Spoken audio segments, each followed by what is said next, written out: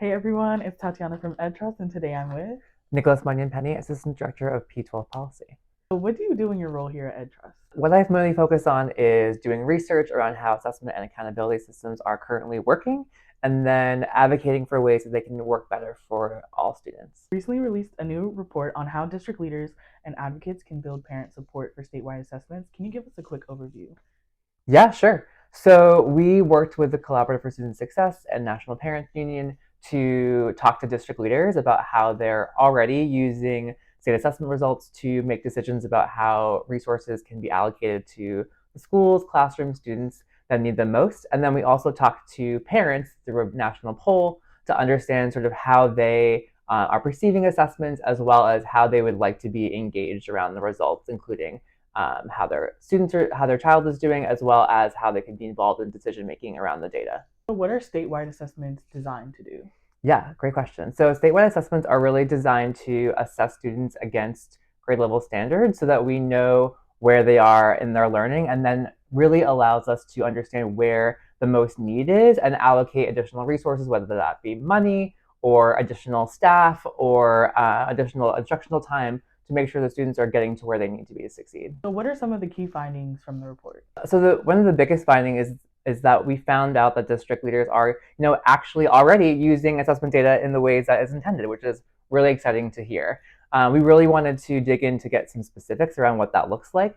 So some of the things we heard were that district leaders were using this data to understand particular grade levels that they may want to target additional staff to, like tutors, as well as thinking about what educators might need in terms of professional development. So one of the things a district leader talked about is targeting science of reading curriculum, not just to elementary school teachers and middle school teachers, but also high school teachers, because they were seeing sort of lack of fundamental reading skills in some of their high schools.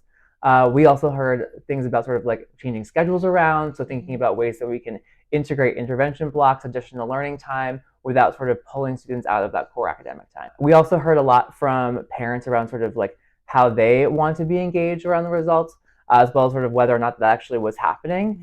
So in particular, we heard like district leaders talking about how they're sharing results of assessments via online portals, written reports, as well as parent conferences. But we heard from parents that just about over a third of parents actually don't even have the opportunity to talk about their assessment results with their child's teacher, which makes it hard for them to sort of figure out where to go, what next steps to take. We also heard that district leaders really weren't engaging at all around decision making with families. So they're making all these really thoughtful decisions with the data, but then really aren't talking to parents about it, informing them about what's going on. And one of the things we found out in the poll is that parents' perceptions of assessments actually are improved when they actually know about this. They want to see the results being used to make equitable decision making, but they don't know about it, and so that makes it harder for them to support assessments. So, the report finds that 80% of parents support using assessment data to direct resources.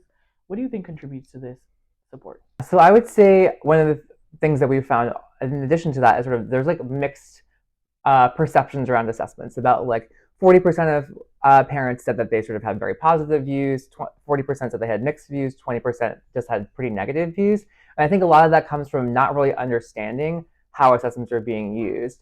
But we do hear from parents that like they really want to see this data and sort of these tests actually going for something good, right? Not just sort of like being used to penalize students, which can be the perception and sort of make them stressed out, but actually going to provide additional resources and supports for all students. So when they hear about that, that's the way it's being used, I think that definitely drives excitement about the assessment. How can education leaders improve family engagement and transparency? But it's really about spending the time to like build trust with families and bringing them along on the journey around sort of like where decisions that you're being made, and not just sort of like leaving them in the dark. Some of the districts we talked to did things like translating their reports into different languages other than English so that people could read them, providing additional resources on an online portal where they can get the results so they can understand what they mean. There are some folks that are bringing in trainers that can help facilitate trust between the community and the schools, because in many communities that trust has been broken and it needs to sort of, you can't just sort of jump into having conversations about data. You just sort of like build that trust in the beginning. And so some districts are trying to like actually like bring in outside experts to help make that happen. If viewers want to view the whole report, where can they find it? They can go to edtrust.org.